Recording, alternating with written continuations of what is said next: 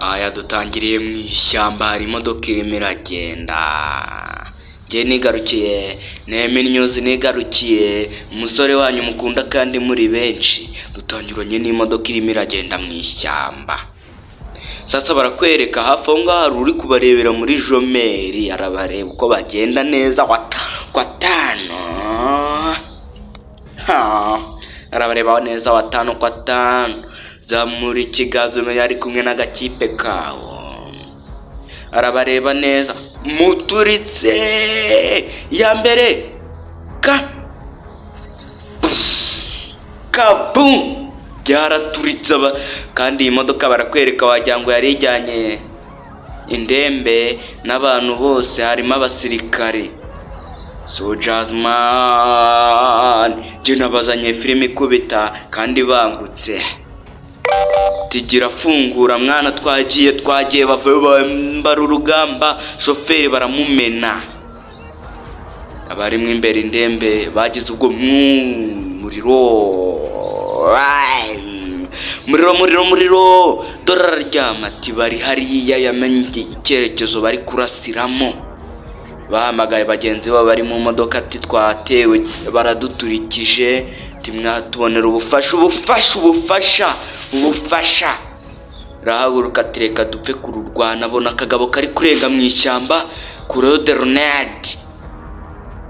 Kuya sore yakuyemo akangaka, ahamagara ababwira ibyabaye, twatewe baturashe kabisa bro. Yahamagaye Sharire na Brovu ati twaraswe rwose kabisa bro. Ati rwose ubwo muze mudutabare, nicyo arimo arasaba. Bahise bajya kuri mudasobwa barabashaka iterambere, buriya ryaraje nuko gushaka nicariye hano kabila 5 kwa 5. Yarabashatse arabashaka, bafite umuhaka wa danje, dore batangiye kubacucuma. Soldiers in the duty kupita isasu, ibyihebe byaje kugira mu ubwoba, biri kubona bikaze. Ako nanko kiruka mugani w'ibisambo by'igatsata biranye ngo nanko kiruka papa. Barongeye barabavugisha ati twabonye aho muri, tugiye kubohereza backup byihuse bidatinze. Ariko nabo barishoboye, ni batatu bamanutse mu ishyamba, ariko bari kubacucuma umugenda kabiri. Baramacucuma kabisa. Sasi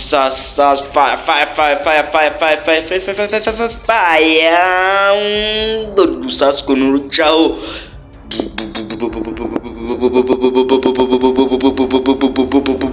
mu mashyamba. Mwoto ni mwoto, ikibatsi cy'umuriro. Sasa barakwereka abasirikare bari hano wagira ngo ni Abakoreya cyangwa bakaba ari ab'Ubushinwa.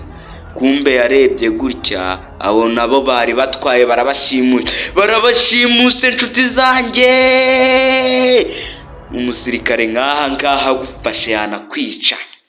Baje kuhagera, baje biruka.